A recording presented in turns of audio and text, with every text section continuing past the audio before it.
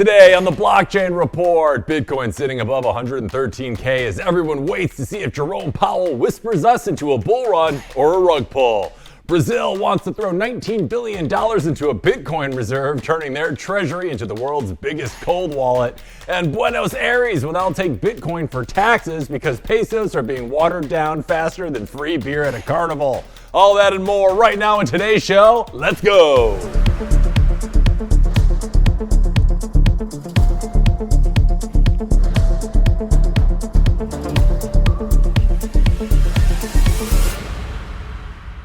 Good morning and welcome back to another episode of the Blockchain Report. I'm Hank Hudson reporting live from San Francisco, where the Wi-Fi is faster than the government. Now, for those of you keeping track at home, it is Wednesday, the day where your motivation is on life support and your inbox is a graveyard of unread emails. Now, before we dive into today's carnival of leveraged gamblers, let's kick things off with a little financial foreplay. Pretend you bought the dip before it dipped again and smash that like button like you're rage quitting your Binance account. And while you're at it, follow RoxomTV and yours truly at Hank at RoxomTV, because every pump comes with a plot twist. All right, it's time to see who's mooning, who's doomed, and who's crying into their ledger in this morning's market rundown. Let's do it.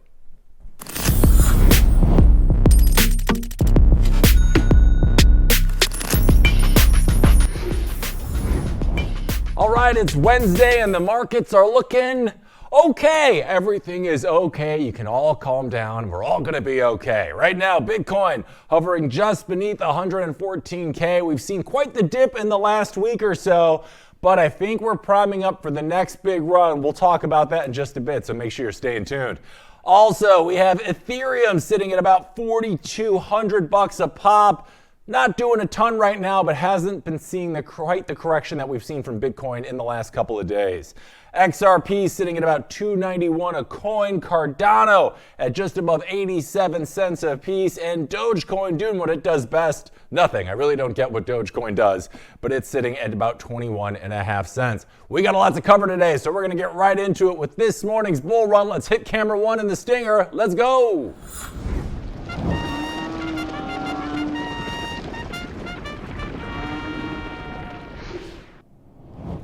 All right, it's time for this morning's bull run where we go over the top stories of the day. Let's get on into it. Bitcoin has slipped back to the 113K level, and traders are acting like they just watched their kid drop an iPhone in the toilet. According to Kronos Research CIO Vincent Liu, the sell-off is mainly profit-taking and leveraged unwinds after Bitcoin's all-time high earlier this month. In other words, people couldn't help but paper hand the top. Liu says that the market is likely stuck in wait-and-see mode until Jerome Powell speaks at Jackson Hole, because nothing screams sound monetary policy like the entire global market hanging on the tone of one man's voice. And while the Fed drama plays out, ETFs aren't exactly helping.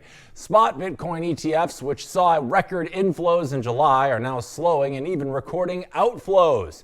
Ether ETFs, which started strong this month, are also bleeding. Apparently, ETF investors get seasick pretty fast. And then there's the U.S. government doing what it does best, raising tariffs. Washington slapped 50% import duties on 407 new steel and aluminum-related products, ranging from car parts to plastics to specialty chemicals, which basically means higher prices on everything that doesn't already cost too much.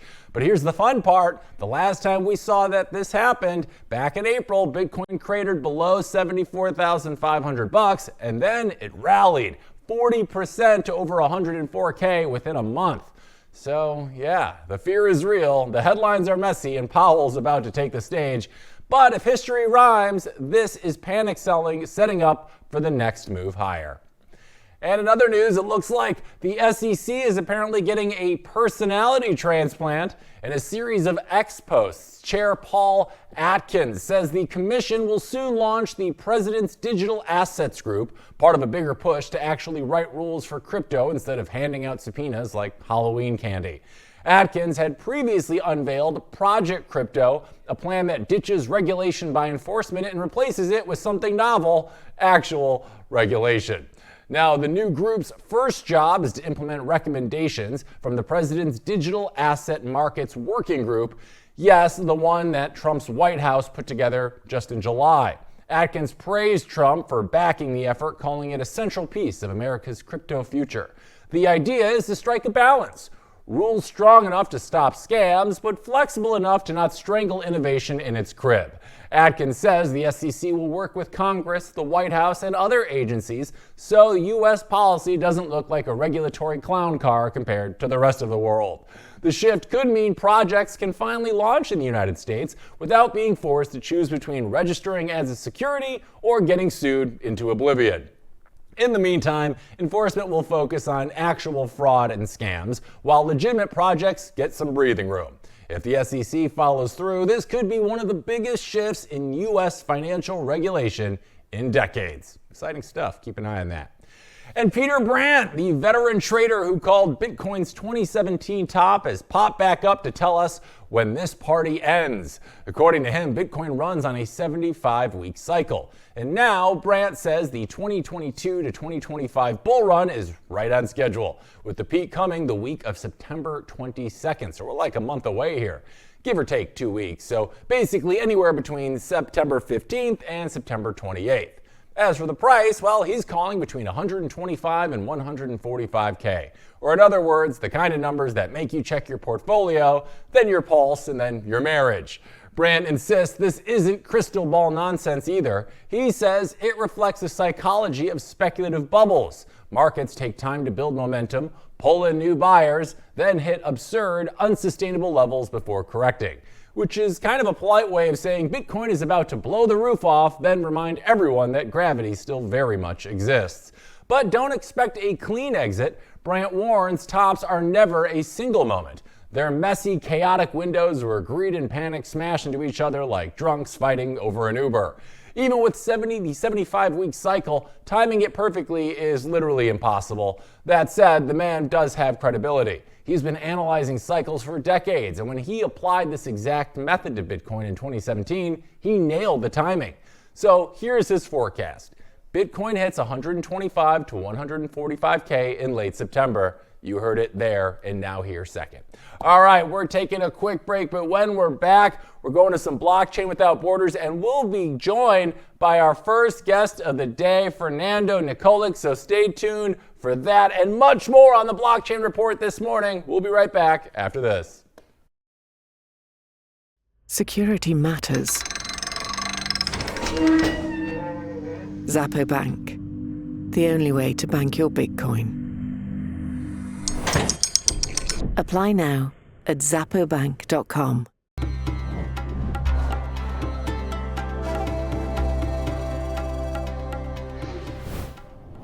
All right, welcome back to the show. It's time for a little Blockchain Without Borders, where we talk about what's going on in other parts of the world, because believe it or not, America is only a small part of this whole thing, and there's a lot of other things going on. And we will be joined today by our first guest of the day, who has seen disruption from every angle. He grew up in Argentina during hyperinflation. He cut his teeth in the music industry when torrents were rewriting the rules, and later shaped narratives at Blockstream right as Bitcoin was stepping into the spotlight. Now, he's building Perception, a platform designed to slice through the noise and deliver real signal in one of the loudest industries on earth, Bitcoin and digital assets. He's here to break down why information is broken and how Bitcoin changes all that and what comes next for builders, institutions, and anyone trying to keep up. So let's give a big Blockchain Report welcome to Fernando Nikolic, everybody. Welcome to the show, Fernando. We are excited to have you, and so is our audience. How are you this morning? Super excited to be here as well. Thanks for the invite. Pleasure to meet you. Oh, likewise. No, it's a pleasure to have you. Really quick, before we jump into today's top news, Fernando, for those people in our audience that might not know you yet, can you just give us a quick rundown of your background and how you found your way into Bitcoin? Yeah, sure. I think the main things is I've always seen disruption pretty closely, as you mentioned in my intro. Being from Argentina, you kind of like exposed to hyperinflation at a super early age. For me personally, that happened at the end of the 80s when I was a kid. Argentina went through just a hyperinflationary dumpster fire that led to my mom emigrating to Norway with me. So I essentially grew up outside of my home country and the rest of my family due to hyperinflation. And as I grew up, I came back to Argentina every year to visit my family, and inflation was always a topic of discussion every single time I came back. And for many, many years, going back every single year, that was always a topic. So I was like, what the hell is this thing? Why do people keep talking about it? And why isn't this changing? And obviously, tapping into my public education didn't give me any answers. So I started reading books, discovered Austrian economics and whatever, learned exactly what inflation is. And then back in 2017, when a friend of mine introduced me to Bitcoin, kind of clicked in my head pretty instantly due to the monetary properties and how, Bitcoin at least fixes uh, unhinged printing of money from irresponsible governments. So that's my entryway. And I think I was bullish about Bitcoin back then due to those reasons, and I'm still bullish, even more bullish today for the exact same reasons. I love to hear it. Yeah, absolutely. Me too, brother. So we're going to get more into you and your background and your exciting news with your company Perception in just a bit. But in the meantime, we're going to go over some of today's top stories and then chat about them. So you just hang tight. We're going to bring you back in just a second. Sound good? Sounds good, man. Thank you. All right, let's do it. All right, so Brazil is about to hold its first ever hearing on whether to put nearly $19 billion of its national reserves into Bitcoin. Yeah, the same government that can barely keep soccer fans from rioting is now considering becoming a Giga Chad Bitcoin holder. Today, the country's Chamber of Deputies Economic Development Commission will gather experts and officials to debate a bill designed to modernize treasury management, hedge against exchange rate swings, and maybe stop the real from melting like an ice cube at a carnival. Now, the proposal, called RESBit, would allocate up to $18.6 billion into Bitcoin. Deputy Luis Felipe de Orleans a Braganca, that's a hard one, I can't do it, who sounds like a Bond villain but is actually a lawmaker, requested the hearing to get analysis from monetary authorities, government agencies, and financial institutions before moving the bill forward. The legislation itself was introduced by lawmaker Eros Biodini, who pointed out that El Salvador, the United States, China, Dubai, and even the European Union are already playing with Bitcoin and the blockchain. Or in other words, everyone's already at the party and Brazil doesn't want to show up late with warm beer. Brazil already leads Latin America in crypto adoption, ranks 10th globally, and traded $76 billion in crypto last year alone. If RESBit passes, Brazil joins the short list of countries treating Bitcoin like gold, except with better math and no bars to ship. The road to approval is long, however. After today's hearing, the proposal must crawl through 4 committees, then the chamber, then the Senate, then maybe law. Bureaucracy moves slower than a Bitcoin transaction in 2015, if you haven't noticed. The big picture here, though, is Brazil is already a crypto heavyweight. If this passes, they won't just be leading Latin America, they'll be one of the largest economies on earth to put Bitcoin directly on the national balance sheet. Call it RESBit, call it history. I like to call it bullish. All right, we're bringing back Fernando. Fernando, Brazil is talking about putting nearly $19 billion into Bitcoin. Do you see this as a genuine strategy shift or more political theater dressed up as policy? Yeah, I wanna wait and see until it actually happens to have a real opinion. Right now, they're just talking, and that's the number one job of any politicians. I think is just talk and talk and pander to different audiences. But if they do it, I love it. As an Argentinian, I don't really like to see Brazil winning, but they've been struggling pretty hard on the soccer, and so I mean, at least they can have this W for now.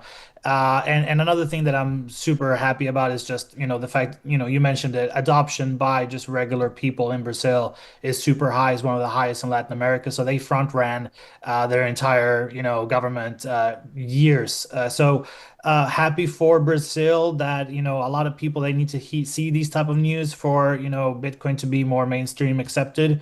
The more people that get into Bitcoin in countries like Brazil, the rest of Latin America, the rest of the global South, I mean, the better. The only thing is, what drives me a little bit crazy is the fact that the people who need it the most are always the least financially literate, right? So you see the global South having the best reasons to get into Bitcoin, but they're always late. There's always the more the US, Europe, you got a lot of like just developed countries that are getting in first and getting there early, and these global south countries are getting in a little bit late. But hey, better late than never, and I'm happy for them. Yeah, no, absolutely. It does seem like the people that need it most oftentimes are unfortunately front ran by the people that are more capable, which are these more developed nations, even though they don't need it the same way as, a lot of people in South America does, Brazil, Argentina, as you know. So yeah, it's the unfortunate reality of things, but I'm glad to hear that at least as an Argentinian, you're okay with Brazil doing a little better. You guys got Messi. I think you guys won at this point, right? Neymar's, he's no good.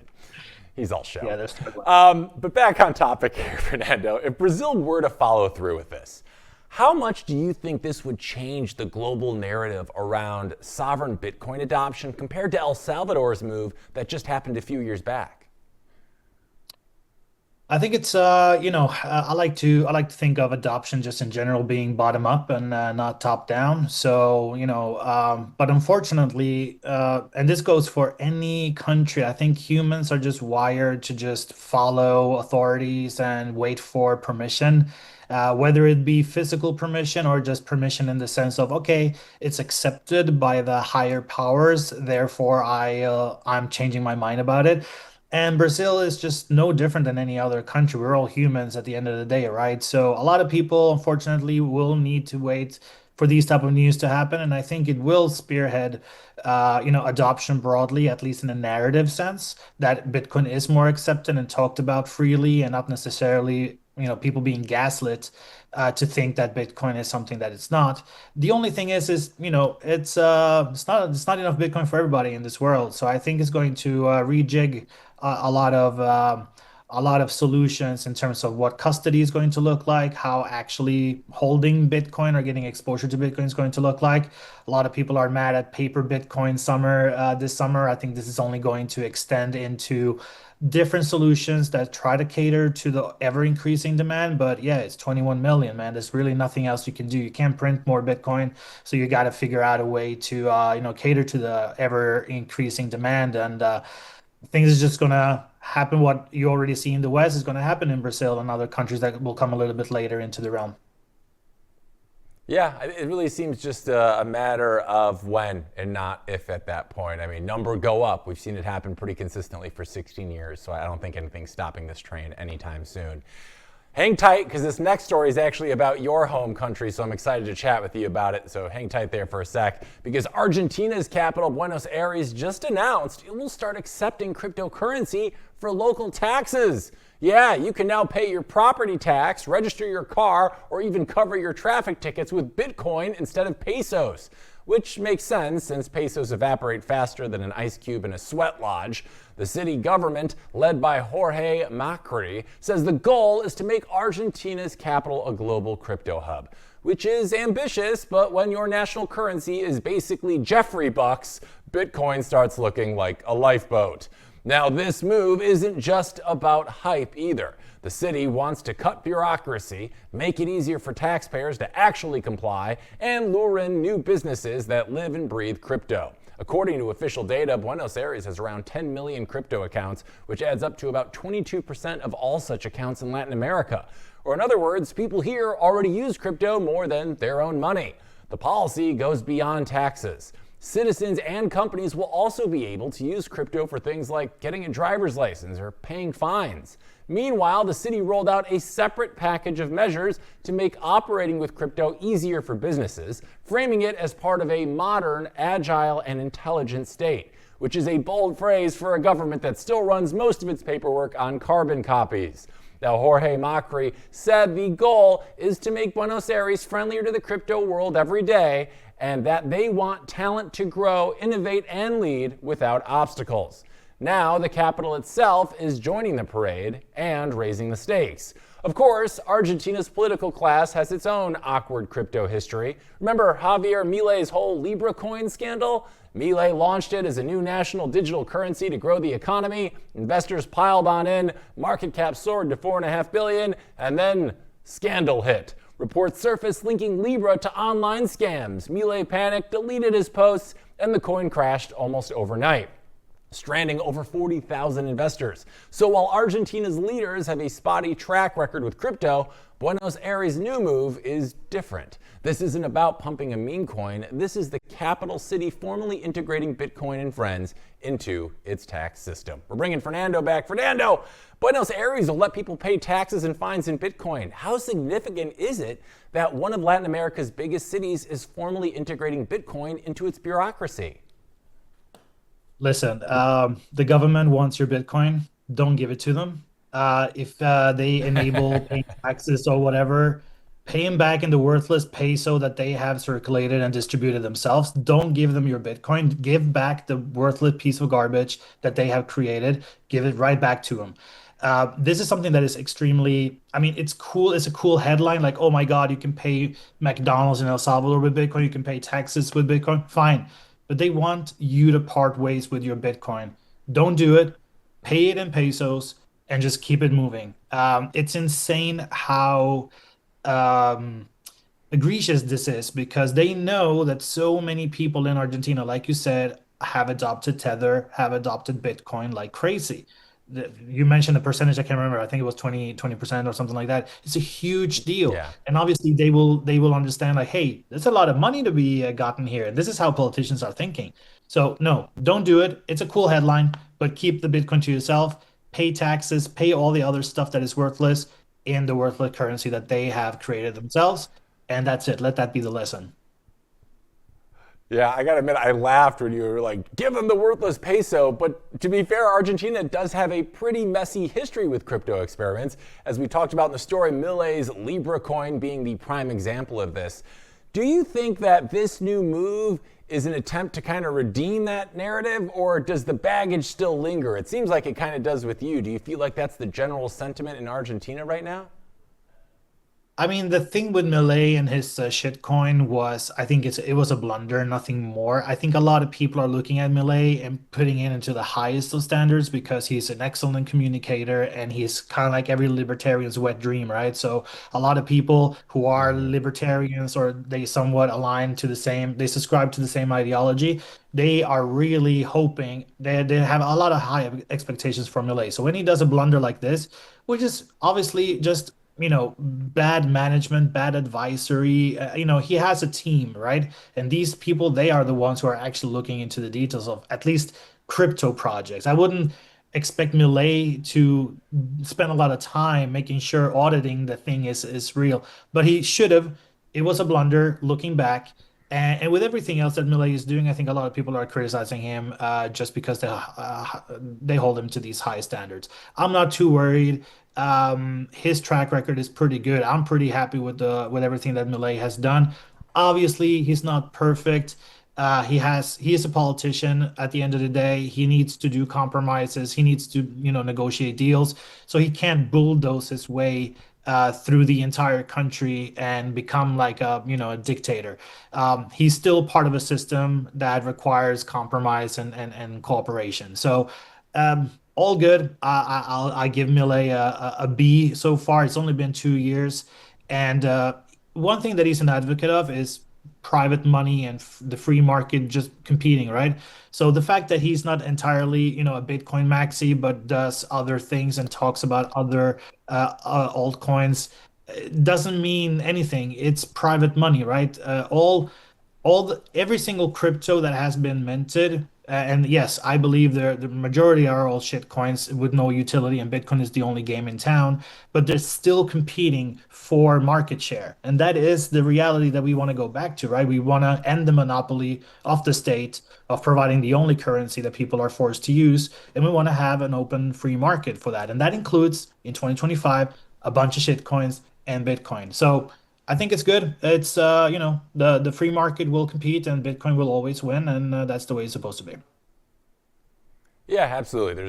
It's pretty clear right now. There's Bitcoin and then there's everything else, and I'm glad to hear, as a native Argentinian yourself, that there's still faith in Milei, because I know that certainly he took a knock on the world stage after seeing that, but it's different when you're in the country and you really understand what has been going on right now. And it does seem to be that he is a pretty strong leader and the people like him. And that was just a bit of a blunder. We all have them, usually not on an national scale, but yeah. So appreciate your answer there. Hang tight because we just talked about your home country. Now we're going to talk about your home away from home country. So stay put. We'll be right back with you in a sec because the world's largest sovereign wealth fund, Norway's $1.7 trillion government pension fund global, is going deeper down the Bitcoin rabbit hole. Standard Chartered says the fund boosted its Bitcoin-linked exposure by 83% in the second quarter, and that's not a rounding error. Norway went from the equivalent of 6,200 BTC to 11,400 in just 3 months. Most of that position is through strategy with a small slice in Japan's Bitcoin copycat Metaplanet, about 200 Bitcoin equivalent there for good measure. According to Jeffrey Kendrick, Standard Chartered's global head of digital assets research, this wasn't passive exposure. This increase was very proactive, or in other words, Norway is buying Bitcoin on purpose. And they're doing it in the way most governments have done so far, not by stacking coins directly, but by buying shares of companies that already hoard them. Strategy currently holds 629,000 Bitcoin worth nearly $74 billion. Metaplanet sits at number 7 on the worldwide list with 18,888 Bitcoin valued at over $2 billion. By piggybacking on their stock, Norway has quietly increased its exposure without ever touching cold storage. Now, Kendrick has been one of crypto's loudest bulls. He raised his September price forecast to 135,000 and sees 200,000 by year-end and 500,000 by 2028. And he isn't stopping with Bitcoin. His latest targets put Ethereum at $7,500 this year and 25,000 by 2028. But Bitcoin is the headline here, okay? Norway's sovereign wealth fund didn't tiptoe in. It nearly doubled down in only 1 quarter, which means even governments that preach diversification are now quietly saying what we've known all along. The future balance sheet is orange. We're bringing Fernando back. Fernando, Norway's $1.7 trillion sovereign wealth fund quietly increased its Bitcoin exposure by 83% last quarter. Do you see this as a signal that even the most conservative institutions are finally warming up to Bitcoin? Yeah, I think it is. It's just sad because Norway, they have understood the energy game since very early on. They are a massive exporter of oil and gas. And to be honest, the majority of that fund that you are talking about is mainly from the proceeds of the export of oil and gas. And the fact that, the richest man in Norway, Kjell Inge Røkke, was one of the pioneers in the oil and gas industry. He was a very early, relatively for, normies. He was very early on Bitcoin, and he created a company called CT, if anyone remember, that was essentially one of the earliest, treasury companies. But they had a connection to Bitcoin mining and, and connected to the oil and gas industry as well. And that was so long ago. I think that was 2017 or something like that. And the fact that it took the government so long until now to actually realize, how powerful Bitcoin can be, but only their understanding is only from the angle of number go up. It's kind of like a sad story, but again, you get Bitcoin at the price you deserve. That goes for individuals and for governments. So it is what it is. Absolutely. I can't wait to put that on a shirt. You get Bitcoin at the price you deserve. I think that's Michael Saylor said that, right? I don't know, man. These memes, they get distributed so fast you forget who actually said it first. This is true. But yeah, I mean, whether or not they're in it for number go up, eventually they're going to have to do a deep dive into it like all of us Bitcoiners did at one point in time. And I have yet to meet someone that's looked into Bitcoin heavily and said, I don't get it. Like it's as clear as day to anyone that takes the time and does the research. And it seems like Norway is really starting to step on board with that. I think someone's reading that white paper, at least I hope. All right, well, it's time for us to get into our deep dive with you, Fernando. You ready to rock and roll, bud? Let's go, man. Let's do it. Let's roll the stinger.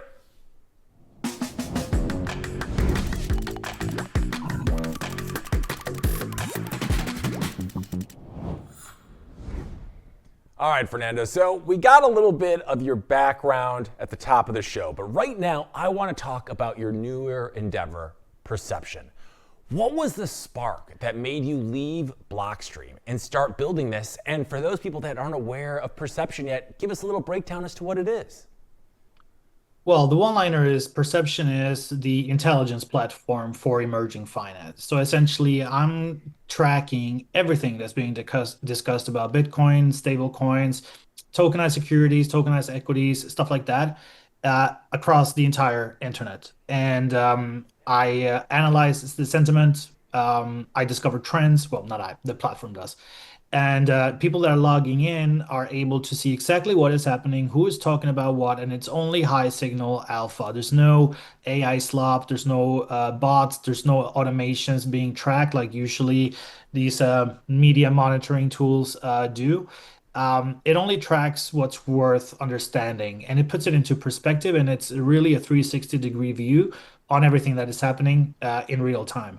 And I built it myself because, listen, I was VP of Marketing and Communications at Blockstream, which is one of the most legendary Bitcoin companies. And in my day to day, I caught myself spending so much time, doom scrolling X, reading like random subreddit threads, setting up Google notifications every time a Blockstream was mentioned in the news. And it was just like such a bad system that took so much time and energy from, more important things that I could do on a daily basis. So I was looking for platforms that could give me the information that I needed, like what's going on right now, who is talking about that, and how is it being perceived? Is it negative slant by mainstream media, whereas this topic is positively slant by social media? And where is that divergence? How does that look like visually? That platform did not exist, so I started gathering the data, which I used to create a newsletter first on the side. And then the feedback was so great from my readers and subscribers that I was just like, hey, this is an opportunity to build something meaningful for the industry, a platform that PR professionals, business development people, comms people, and VCs can actually use, because I got so much good feedback on the information that I was providing on my research reports. So essentially, I took that data that from the research reports and put it into a platform essentially. And after 4 years at Blockstream, it came to the point where I'm like, to hell with it. I gotta go all in on this.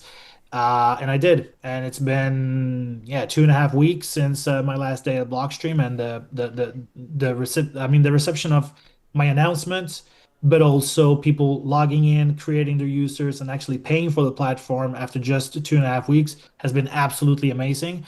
So yeah, I'm super pumped. It's definitely feel like I'm building something important for the industry. Yeah, that's amazing. And I really admire your level of conviction to go all in. I mean, this is new. 2.5 weeks is a very short amount of time. And Blockstream, like you said, one of the leaders in the industry. We've had Sean Bill on the program before. He's great. We know Adam is great. So you must really feel like this is something that people need, as it sounds like it was something that you needed yourself, which is usually the type of thing that leads to the best ideas out there.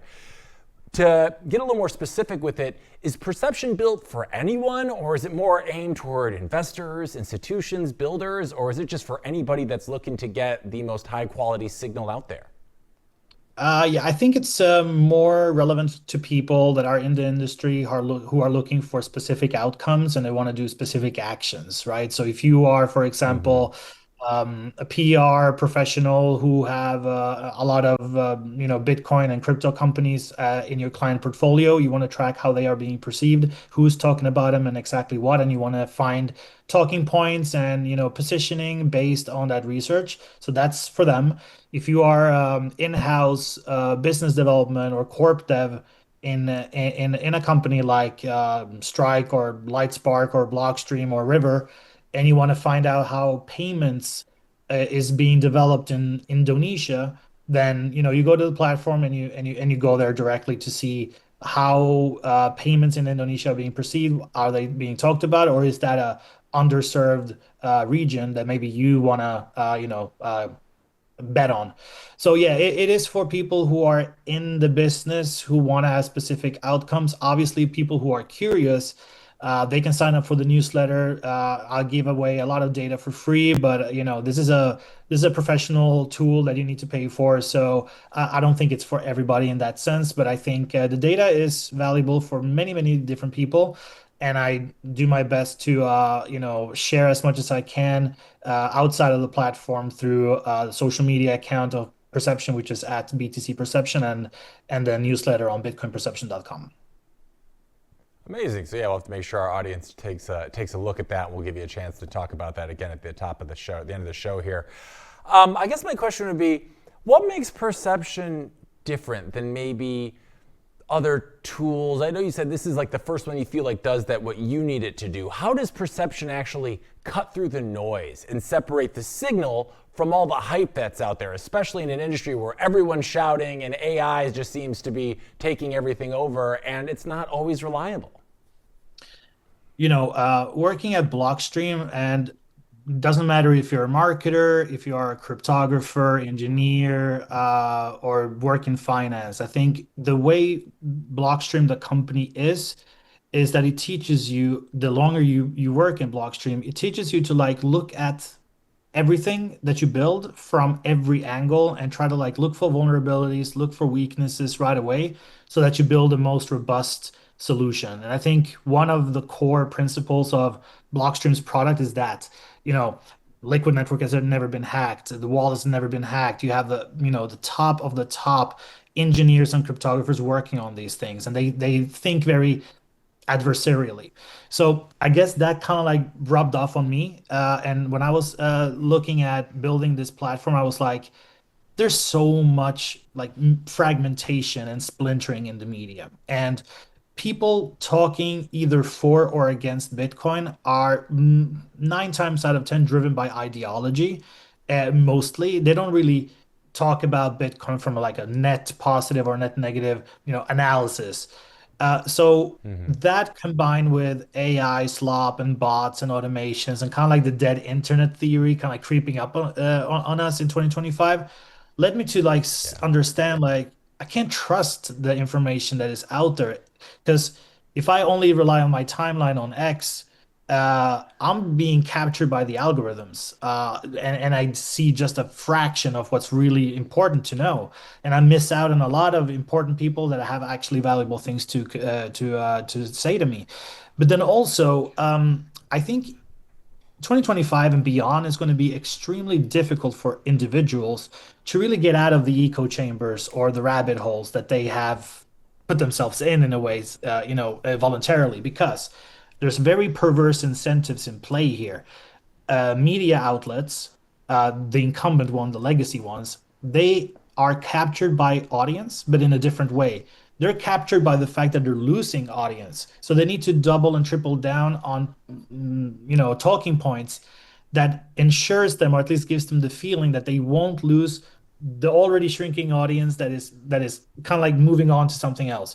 So they need to just propagandize their talking points, and they can never afford the luxury to pivot on topics. Bitcoin is included, but we're talking about just in general. This could be politics, it can be anything, right?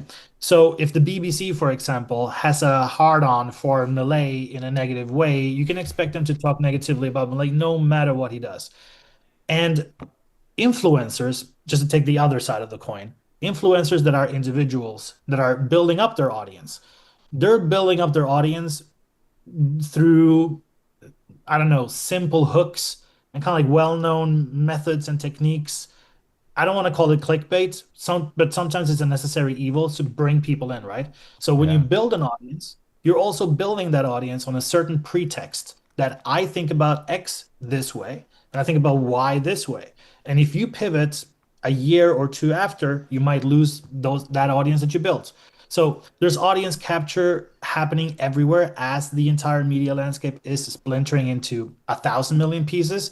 And it's impossible for a regular individual to actually get a 360 view in a manual way, having 78 tabs open at the same time in their browser. So let's go to Bitcoin Perception. That will give you the 360-degree view that you need. there's a feature in the platform that tells you how much content has been analyzed for you and how much time you're actually saved in the process. And it's absolutely unbelievable how much time, how many hours you save by just logging in and paying 99 bucks a month. So that's kind of like my way of giving back with what I know, with my experience as leading marketing and communication at a company like Blockstream for the past 4 years is. And I'm already starting to see signals of people appreciating it. So I only hope more people can come through the door and let me know what they think.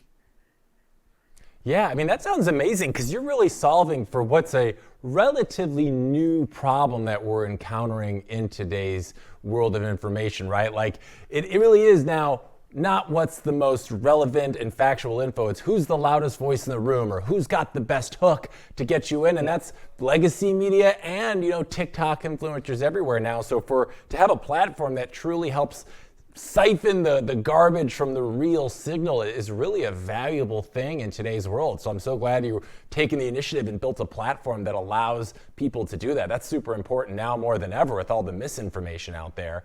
And when I was doing my research about you and your company before the show, I saw something that was interesting. I read something that said you have position perception as providing a 2 to 4 week advantage. Are you able to explain how that works in practice a little bit for us? So a lot of plans, a lot of intentions are usually communicated publicly.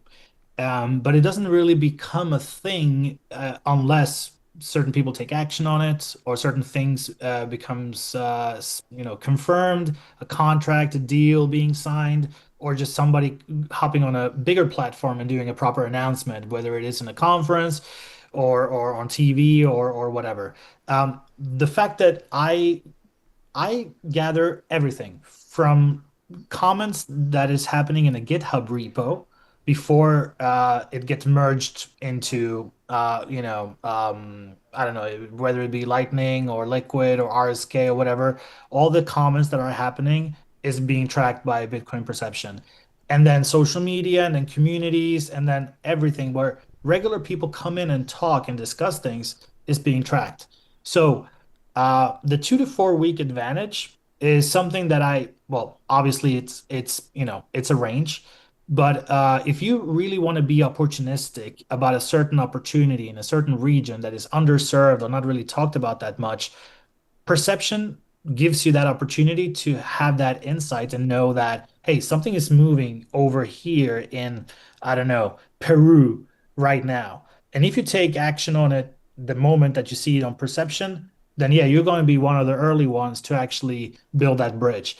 Imagine if you're a BD and you want people to integrate, to your product or your protocol or whatever, and you see that are people that are talking about a specific pain point that they need a solution for in a region that's underserved, then that's your cue to actually start finding out, more about what is happening in Peru with regards to payments, and then start like a strategic campaign to know more and get in conversations with people and decision makers in that region. So it's that, because a lot of people that are doing business development and corporate development, or even people that are writing stories, they start to write the story or they start to reach out to people just after somebody else does it. When they see that this region is getting traction because a lot of people are starting to do something there, that's 80% of the people in general. With perception, you can be part of the 20% that actually are the first movers and get a first mover advantage based on that information. So I think it's super important that people know where to look, but it's really, really hard to do that manually these days. Unless you have a vast network where you can, I don't know, message somebody on Telegram, who is a person that knows everybody in Malaysia, for example. But unless you have that contact, perception is your go-to to get like a clean, neutral information served on a silver platter effectively, and for you to have the freedom to take action on it or not. I hope that makes sense. Yeah, no, that makes a lot of sense. I mean, we're at an age where information moves seemingly instantaneously. I can message someone across the world like that. So the idea of having this potentially 2 to 4 week advantage of getting factual information from the ground floor of events before they become completely mainstream is such a significant advantage in what's really becoming an information and attention economy. So I absolutely understand the importance of, of what you're building, and that's really incredible.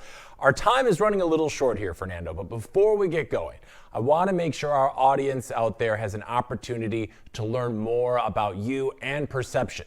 Is there like a free trial, a place what's the best place for them to sign up and learn more about this really incredible product that you've built? Thank you so much, man. If you want to check out the platform right now, you go to perception.to and you can sign up for a 7-day free trial. That's the website right there. Just hit the start button and then you're on your way.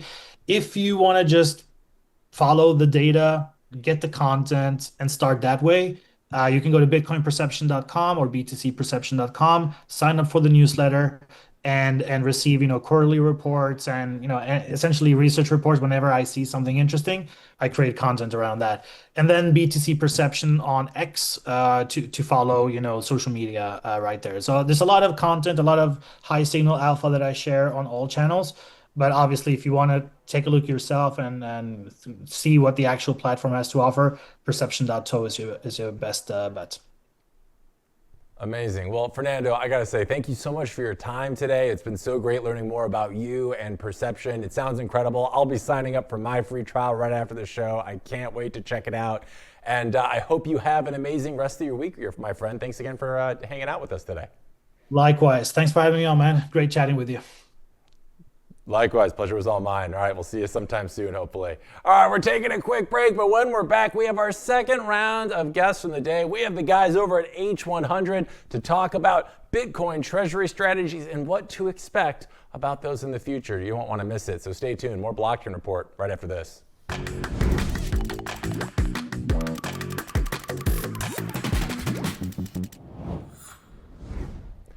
All right, gang, we are back with our second deep dive of the day. It's quite the treat for all of us here on the Blockchain Report. And right now, we've got a dynamic duo who are shaking up the two worlds at once. We're talking health and Bitcoin.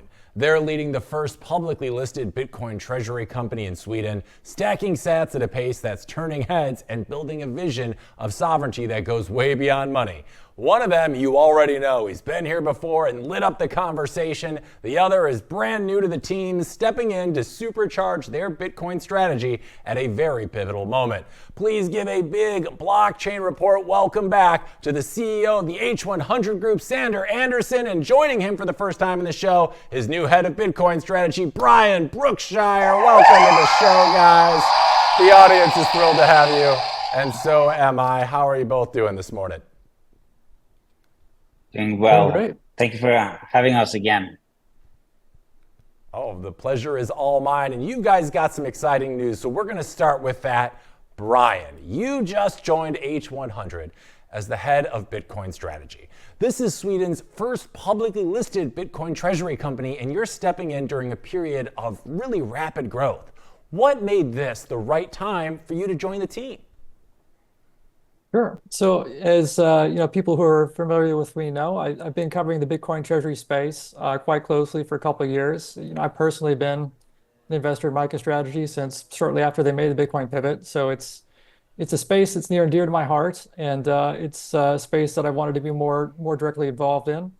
And I got to talk to Sander. He says I'm looking for a head of Bitcoin strategy, and it looked like the obvious right place for me to be. Sander's built a reputation as one of the most aggressive, successful capital raisers in the space. That is what is absolutely vital to growing a Bitcoin treasury company, and couldn't be happier to be joining the H100 team. Yeah, absolutely. I mean, Sander, as we know, is a man with a plan. And Sander, to you, H100, as we talked about, is scaling really quickly, both in Bitcoin holdings and in visibility. Why do you think now is the right time to bring someone in like Brian? And what did you see in his background that made him feel like the right fit for this position? Yeah, so we started, or the team was my COO, who's a previous M&A lawyer, and we, over the last couple of months, have been able to raise a lot of private placements and build the investor trust quite rapidly. But where we saw we was lacking a lot internally was basically the communication and having a dedicated resource that are a true expert on Bitcoin treasury strategy that both support us on the communication and also, of course, like now with the new OTC ticker live, building the trust in the US market, which is critical for, I think, most Bitcoin treasury strategies or Bitcoin treasury companies. Since strategy started there, that's where the investors are the most educated, and bringing Brian to our team basically gives us all the skill sets we need to grow from around close to 1,000 Bitcoin to at least doubling that stack very quickly. Mm-hmm. And you mentioned the OTC ticker. Brian, can you tell me, it sounds like the people were clamoring for it and you guys are delivering it. Why is that an important feature for you guys going forward? Absolutely. So one of the most difficult aspects for US investors was even being able to buy the stock. And previously, one of the nuances around an OTC listing is that it's not like NASDAQ where you go apply on your list. Your stock can trade over the counter without the company even being involved. And that was initially how H100 traded on OTC markets. And there were some issues around access that have now been resolved. We formally applied for an OTC ID listing, which went live last Wednesday, I believe. And so that results in improved access for US investors. You know, you can buy the stock on Fidelity and Schwab and most of the major brokers now. And it also gives improved liquidity for the stock, both in the US and in the home market, which, as anyone following Bitcoin treasury companies knows, liquidity is one of the key components you need to do things like ATMs and various other forms of capital raising. So that is a very big development for us, and bringing access both to investors in the US and abroad. Yeah, and Brian, I want to stick with you for a sec and talk a little bit about your background. You've worked with Fortune 500 companies in the past on digital strategy and things like credit card lending. How is building Bitcoin strategy for a listed treasury company a different challenge than advising traditional corporates? Sure. There are some things that are the same. There are some things that are a little bit different. When you're doing digital strategy for online advertising, I think it's the parallels to the financial world, I think, are a lot more striking than people realize. That you have ad serving in a lot of ways. It's an ad exchange runs in a lot of ways similar to the way a stock exchange runs. You're serving ads in real time. You've got stock trading in real time. A lot of what you're doing is looking for, in the online advertising world, you're looking for pockets of profitable traffic. In the Bitcoin treasury world, you're looking for pockets of capital that need access to Bitcoin and don't have good ways to get it, and providing them a vehicle for accessing it. So, some of the parallels are very interesting. And also just the fact of Bitcoin being more of an internet native medium. I grew up in the age of the internet, like many people did.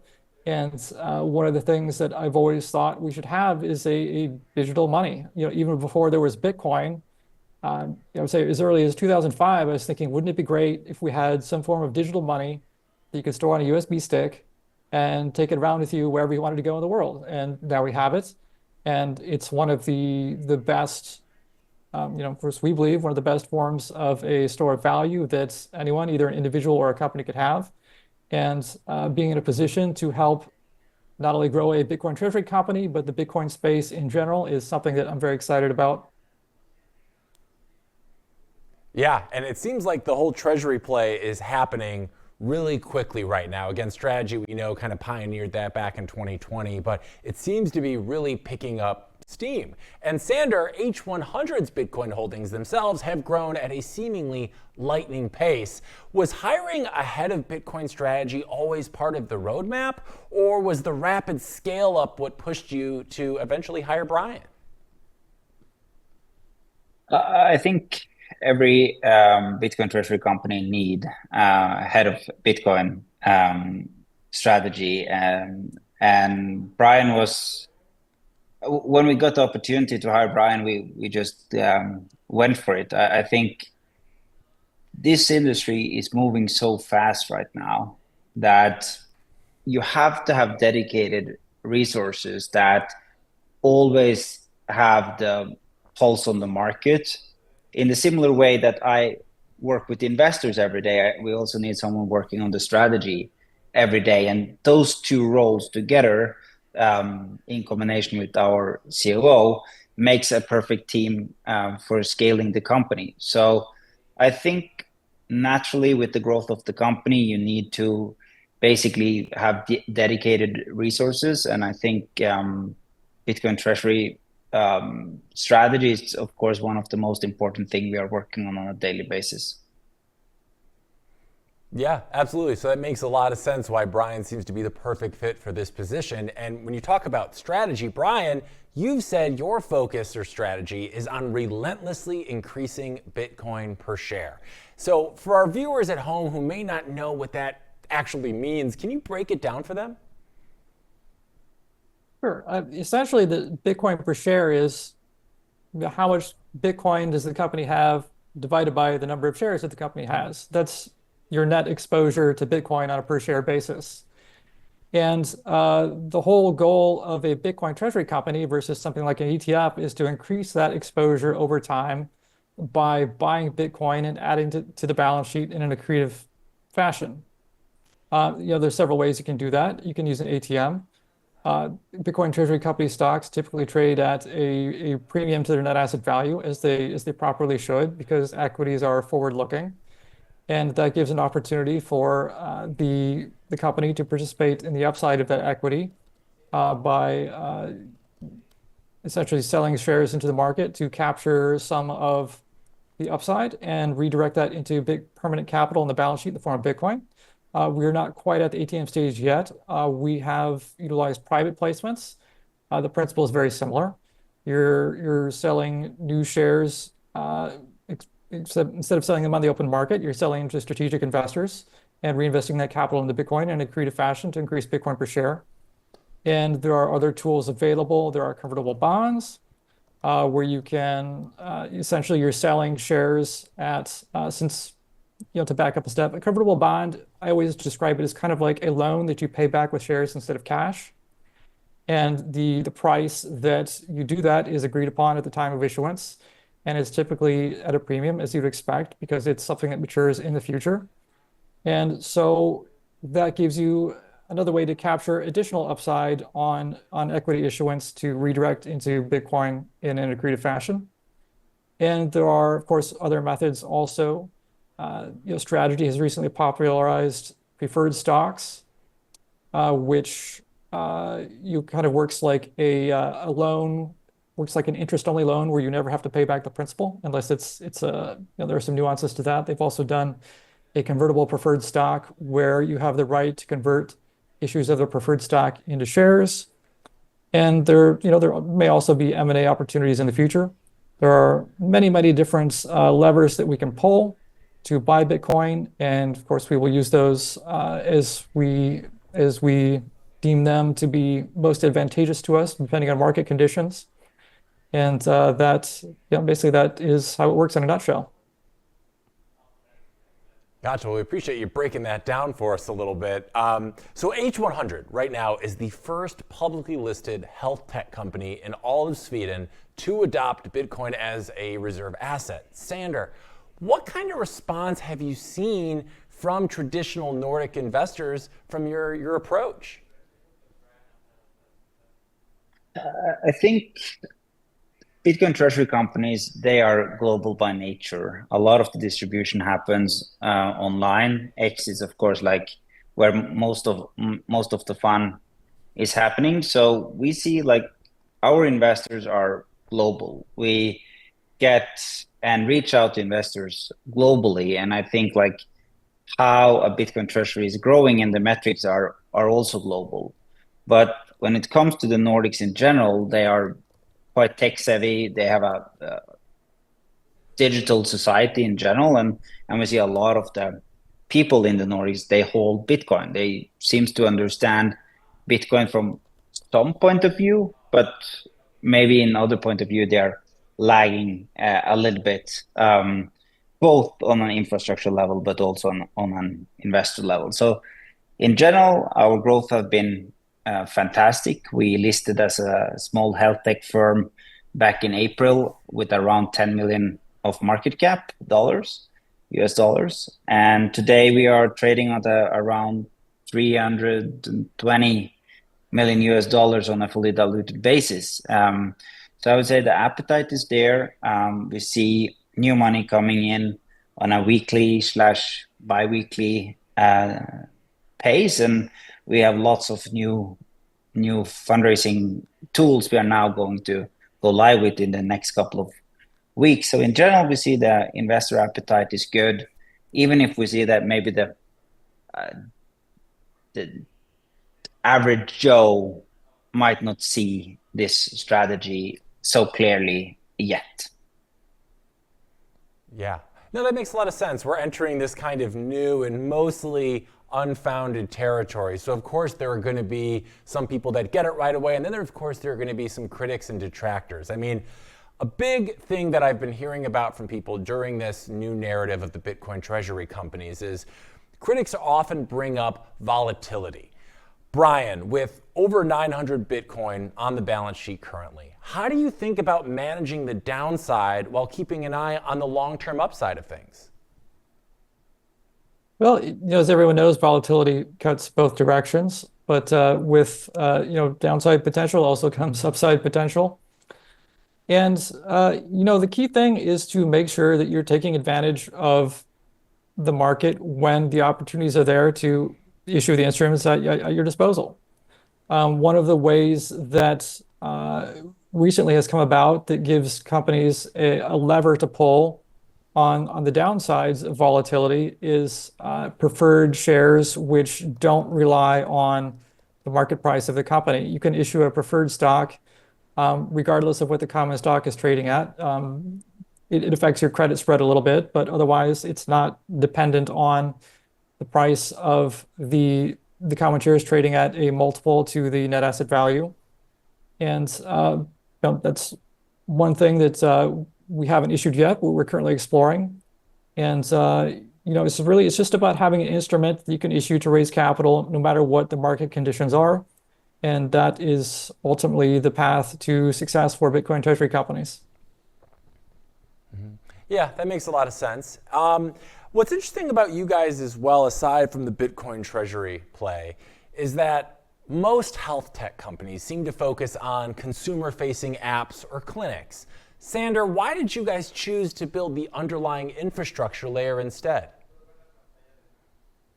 I think that has to be with my career in general, that I have the last 10 years built out infrastructure, because one of my core values is collaboration. And I think internet gives us a unique set of opportunities to build tools that bind people together. We have done that with social media. We have done that with now money and Bitcoin.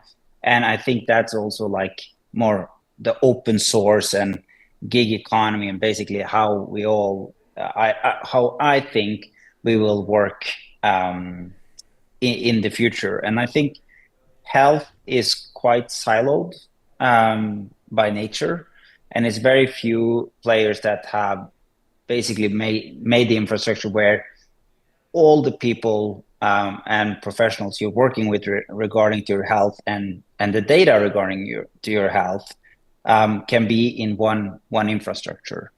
And I think if we go back to the core principle for Bitcoin, it's basically the back to the sovereign individual, and also like building something that lasts for a long period of time. I think the same, you can break that down to longevity, and longevity you can find in financial longevity, and you can find it into more health related, and even family, where you basically get like forever life by having kids. Or so I believe that if humans can collaborate more in a competitive way, we can drive the society in the right direction. And Bitcoin is the best example on how to create a decentralized network that can change the world forever. Yeah, absolutely. And I love that you brought up the sovereign individual. So it kind of makes me wonder, Brian, from your perspective, coming in fresh, what was your first impression of how H100's health sovereignty approach compares to legacy healthcare systems that we're all used to, from the past?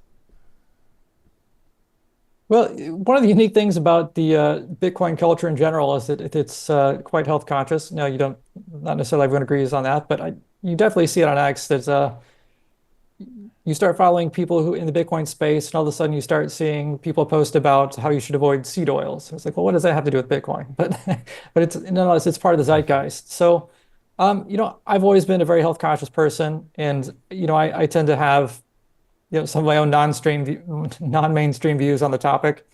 So that's another aspect of the company that I also found appealing. That Bitcoin and health together, those are two great things. If we can unlock the key to longevity, and if those of us on the call today could live until the last Bitcoin halving, that would be pretty amazing. Yeah, absolutely. And Sandra, this one's for you. H100 will soon be included in the MSCI Global Microcap Index. How important is that kind of recognition for raising H100's profile internationally?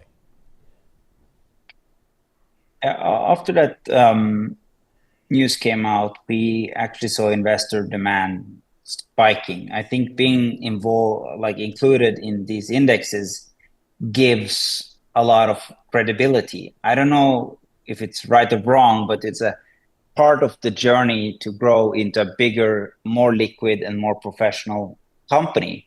And indexes is part of that. OTC listings is part of that. And also going to a bigger stock exchange and climb up to the main list is part of how you build a great publicly traded company. And each index gives you more liquidity, which eventually means more interest in the stock.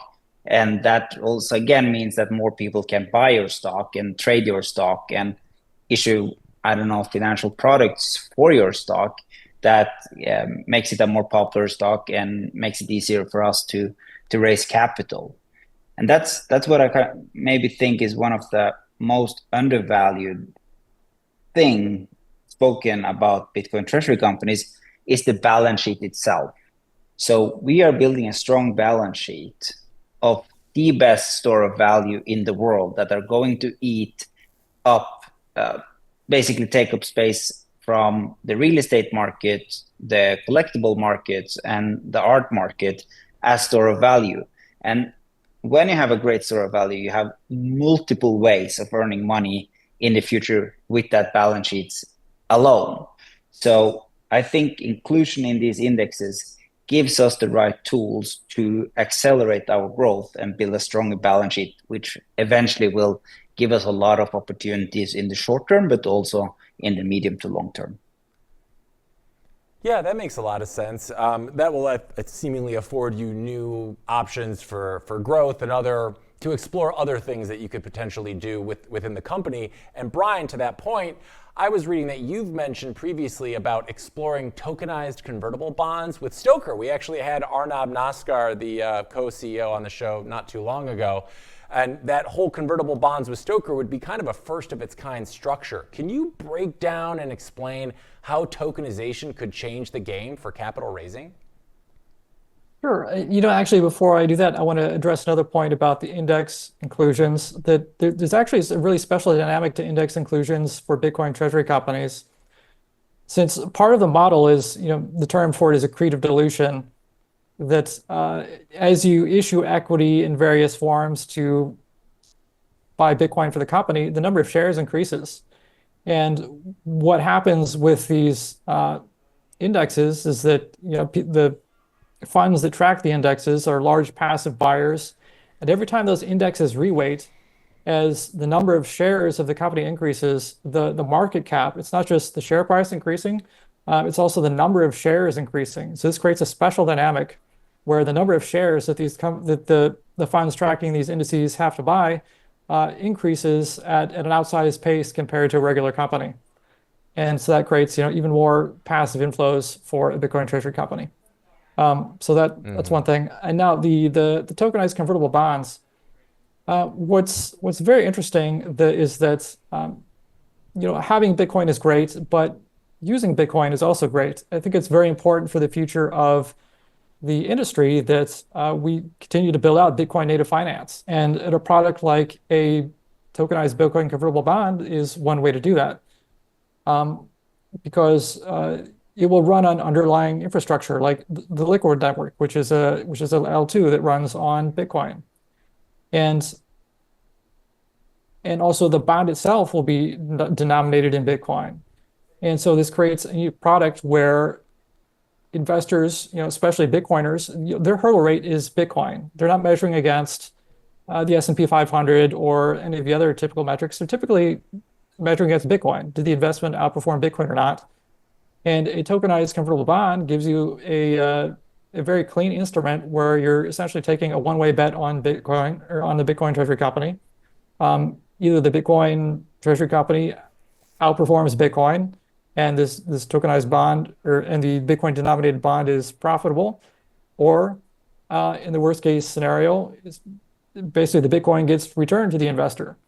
And this works out really great for both the issuer and the investor, because it mitigates a lot of the risks associated with a typical fiat denominated convertible bond, where where the downside would be, say, we had a multi-year bear market and that bond matured in the bear market. Then you'd have a situation where the issuer potentially have to sell Bitcoin at a discount to pay for it, or refinance it at a time when it's disadvantageous because of the multiple on the multiple to net asset value being compressed due to market conditions. And a lot of these concerns are eliminated by just denominating the convertible bond in Bitcoin. Got it. Well, it sounds like another Bitcoin win-win if I'm hearing that correctly, which I love. And guys, I want you to hang tight really quick because we're going to go to a quick break. But when we're back, we're going to be joined by RoxomTV co-founder Borja Martel-Seward to keep this conversation going for just a few more quick minutes before we let you go. So stay tuned. Blockchain Report coming right back after this. It runs on Bitcoin. Introducing Roxom, the first ever exchange where Bitcoiners can trade treasury stocks entirely in BTC. Get exposure to top Bitcoin holding companies like MicroStrategy and Metaplanet, priced in Bitcoin from the start. No fiat, no middlemen. This is what financial freedom looks like. Early access now live at roxom.com/treasuries. Built by Bitcoiners for Bitcoiners.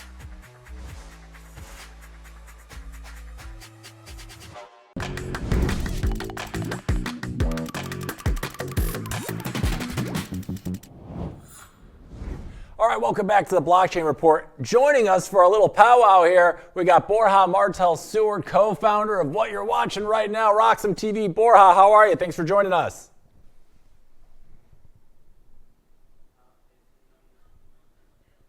I'm not hearing him. Sorry, there you go. Thank you, Hank. There we go. And thank you, Sander and Brian, for spending some time with us. And I hope that that we get to have you guys more often. Yeah, they've Pleasure to both be been here. great. Let's get go. Sorry, guys. We're getting over short on time here, guys, so I want to jump right into it. Borja, you're new to our group here today. We've been talking a lot about Bitcoin treasuries, about H100's Bitcoin treasury. But to the other side of the coin of this, we have had a lot of skeptics come out of the woodwork recently and say that Bitcoin is too volatile to be used as a serious treasury reserve. I'd love to get your counter argument to that first, and then we could go down the line. What are your thoughts on that, Borja? Well, first off, big congrats to here the H100 team. I must also disclose I'm a shareholder, so interested party. This is, I believe, personal opinion, NFA, amazing company. I believe, Hank, to your question, Bitcoin is a best currency ever being created by the human being. Mostly, I would say Bitcoin is neutral, Bitcoin is fixed. So Bitcoin's volatility in the long term will cool down. And again, I think that the best example I'll use for this is a couple of years ago, Harvard said that there was more chances of Bitcoin hitting zero than Bitcoin hitting $100,000. Not only now Bitcoin is 115 today or $14,000, but Harvard bought $110 million worth of Bitcoin a couple of weeks ago. So I would say that there's the answer. Yeah, certainly seems to be like the writing is on the wall. The naysayers seem to eventually come around. We even have Jamie Dimon saying Chase is going to be offering it to their clients. So, yeah, that certainly seems to be the case. Sandra or Brian, anything to add to that, or did Borja do a pretty good job of covering it? I think a lot of people now understand that Bitcoin is the best store of value that exists. And I think first Bitcoin is going to eat up that market and then move over to medium of exchange when the volatility cools off. It's always like that when you create something new, it's hard to price, and therefore also a lot of volatility is included. But now we have new buyers, we have the ETFs, we have the Bitcoin treasury companies, and we also see more and more banks providing this, wealth managers providing this. So we will have, I believe, and the data is quite clear on that the volatility will cool off, and it's already happening. And the more traditional 4-year cycle will probably also cool off a little bit. That being said, I think you have to decide if volatility is risk. Because I think, and I personally define risk as loss of capital permanently, like it's gone forever. Volatility creates also buying opportunities, which basically makes it a more interesting instrument to work with for many players. So, I mean, as long as you structure your debt for the long term, historical data shows about 4 years, Bitcoin has never returned a loss. So you have to, like, of course, structure your liability and your debt in a proper way. But if you look at the purchasing power of Bitcoin over time, it's increasing more rapidly than anything else on this planet. Yeah, that's a great point. And then, Brian, that leads me to you. As the new Bitcoin treasury strategist at H100, how do you balance the risk that's associated with volatility, but also capitalizing on the opportunity there? What is that like for you? Sure. Well, I mean, the first thing you have to consider is what's your holding period. And if you're a Bitcoin treasury company, your holding period for Bitcoin is potentially forever. I mean, there's no plans to sell the Bitcoin. You're holding the Bitcoin for, maybe someday there will be, a model change. Maybe someday the world hits hyper Bitcoinization and you change your model to something that looks more like a commercial bank does today. But that is, decades in the future. And right now, the name of the game is buy, stack, hold it. And then, as Sandra mentioned, it's about managing the liability side of your balance sheet. And there are several ways that is done. Typically, if you issue a convertible bond, following in the strategy model, those are typically issued with a 5-year maturity. And if you, as is common knowledge in the Bitcoin space, if you've held it over any 4-year time frame, you've come out ahead on Bitcoin. And so if you've got a convertible bond with a 5-year time frame, you're holding that for at least what has conventionally been a full Bitcoin cycle. Whether or not cycles continue in the future remains to be seen.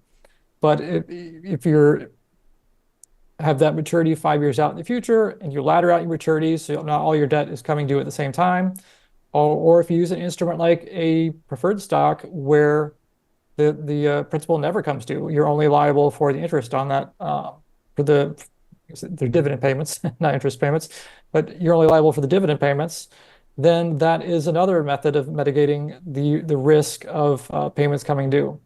So it's really just all about smart management of your liabilities, making sure you don't have everything come due at the same time, or preferably having the balance, having the principal never come due, and just being smart in that sort of way, and making sure that you are able to ride out the volatility as as the Bitcoin adoption progresses. Yeah, well put. So we got just a few minutes left here, so we're going to keep this one brief, and we're going to start with Borja and make our way down the line. Borja, looking 5 years ahead from now, do you think having Bitcoin on the balance sheet will be the norm for corporations, or will only a handful of aggressive players like H100 and some others choose to go down that path, or do you think it's inevitable that this is going to become the norm for everybody? I believe, Hank, that number one, what I do to answer that question is I look at the charts of traditional companies in Bitcoin terms, and I'll just give you an example. If you look at Apple's price action in Bitcoin, it's just down and to the right instead of up and to the right. Like H100, it's down and to the right. And I believe that if you look at every company that today doesn't have the more time goes by, companies that do not have a Bitcoin strategy will most definitely suffer a bad price action in Bitcoin terms. I don't necessarily believe that companies need to actually buy Bitcoin, but I do believe that they have to start linking their businesses to Bitcoin. It could be for traditional retail companies to accept Bitcoin payments or to do some sort of thing with Bitcoin. We do not need every company in the world to actually go and buy Bitcoin. But yes, I believe that in a future Bitcoin economy and in a hyper Bitcoinized world, companies do need to at least have a Bitcoin strategy in which they study and understand and design and implement a way in which they live with Bitcoin as part of their operations or business model or whatever. So that would be my answer. And then I want to ask you, Hank, if for the last I can ask Sander and Brian a question for them. Yeah, of course. Go ahead, let's do it. Now? Okay. So Sander and Brian, my question for you is, this is something that we like to ask to all the executive teams from all the Bitcoin treasury companies. In the next, so Bitcoin has been going up, Bitcoin treasury companies have been going down lately. And I believe that the short midterm roadmap is very, very important. And at the end of the day, companies are a success because of their execution, and execution is done by people. So like people like you, Brian, and so on. And execution of people comes from focus. So my question for you guys is, what is your focus in the next for the next quarter? So Sander, you've managed to build, to bring Brian in to H100, which is a great incorporation to the team, addition to the team. What is your focus going to be for the next couple of months? Are you guys going to be focusing a lot? I imagine normally in raising money and so on, but are you going to be focusing on launching and shipping new instruments, products for this quarter, or building up more of the team? Like, what is going to be your top priority for the end of the year? So we have one KPI that we more or less measure everything else against, and that's increasing Bitcoin per share. And that's our core focus. That's why we're increasing the team. That's why we fundraise, and that's why we financial engineer these new products. So Bitcoin per share is our core focus, and we use the whole team to do that. That being said, we have two separate teams. Like we have the Bitcoin team and we have the health team. For the Bitcoin team, it's Bitcoin per share. That is the main KPI we are working on. And then we have like the tokenized convertible bond, which I'm very, very excited about. I think bringing financial products on top of the Bitcoin blockchain is quite important, and it's an important step into seeing Bitcoin being more important in the general financial world, and being part of that wave is important for us. And I think it's important for increasing Bitcoin per share. And I also think it's important for giving access. One of the main issues we have had with our stock is people do not have access.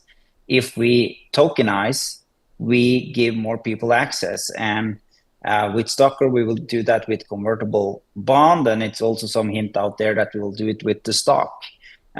So this is important for us. We believe in Bitcoin, therefore also support the broader Bitcoin ecosystem is, I would say, a secondary but very important thing we do. Amazing. So Hank, this is very important. And I must say that H100 is one of the best companies because of how aggressive they are. Everybody that is watching this, Sander, and I want to quote you, Bitcoin per share, which is amazing news because it's not everybody's focus, and that's a fact. And number two, accessibility, which I also think it's a great thing because the more the bigger the market and the addressable people investors who can invest in the company, also the more backing interest and hopefully success H100 will happen. So thank you, Sander, for the answer. And I think that of all the possible answers that a Bitcoin treasury company CEO can give, Sander, the two things he just said are great thing for us investors to know that they are very, very focused on that. Thank you, Sander. All right, guys, I think we got to wrap it up. You guys got to get out of here, right? But I want to thank you all so much, Sander, Brian, Borja, for your time today and joining us in the Blockchain Report.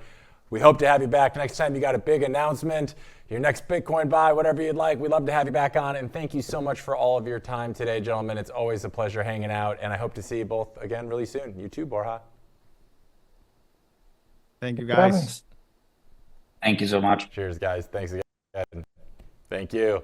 All right, we're taking a quick break. When we're back on the Blockchain Report, we're going to wrap things up with a little bullish, bearish, or BS and see how things are looking for our beloved orange coin. Stay tuned. We'll be right back with that after this. Security matters. Zappo Bank, the only way to bank your Bitcoin. Apply now at zappobank.com.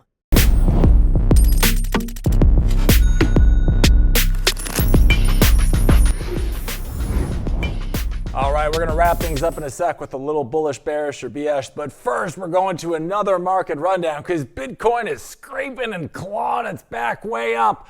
We're just over 114K yet again. I think things might finally be on the upswing, and we're seeing it throughout the rest of the market as well. Ethereum clawing its way back over 4,300. XRP is up about 2%. Cardano is making its way close to 88 cents a coin. And Dogecoin, well, they're kind of lagging behind, but that's more of the same for Elon's funny money. You know, it is what it is. But hey, Bitcoin back on the upseas, and we like it. Let's wrap things up of today's show with a little bullish, bearish, or BS. Let's run the stinger and hit camera one, boys.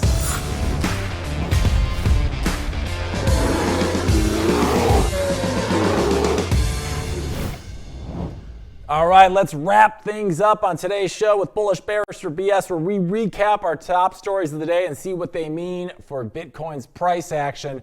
First up, Bitcoin's back to 114K now because traders paper-handed the top.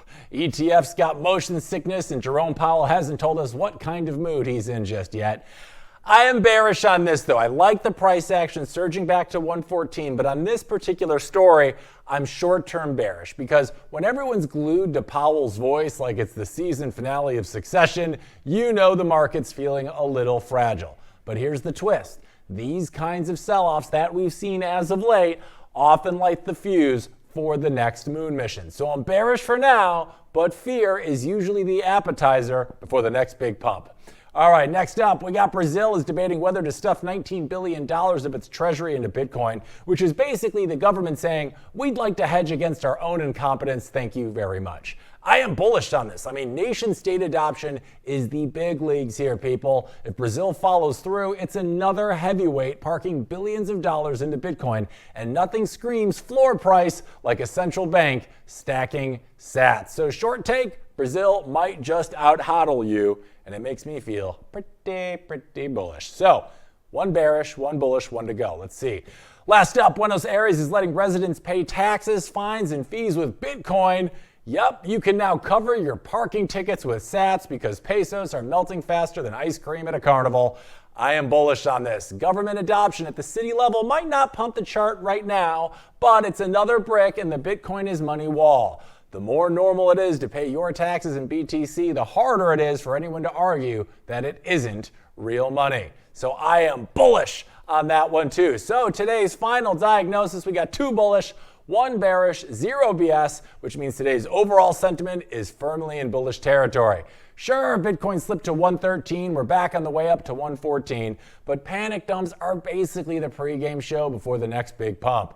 Brazil wants to shove $19 billion into Bitcoin, Buenos Aires is letting you pay taxes with it, and suddenly the only ones not using BTC are the people still holding pesos. If that's not bullish, then I don't know what is. Well, that's a wrap for today's show, boys and girls. As always, thank you for tuning in to the Blockchain Report. We're here Tuesday through Friday, 8 a.m. PST, and Mondays at 10 a.m. PST. And if you haven't already, do me a solid. Just make sure to like, follow, and subscribe to RoxomTV and yours truly at Hank at RoxomTV on all platforms you choose to doom scroll on. And we'll be back tomorrow. Same crypto chaos. You know how it goes. We'll talk to you then. Thanks for tuning in. See you mañana. Cheers.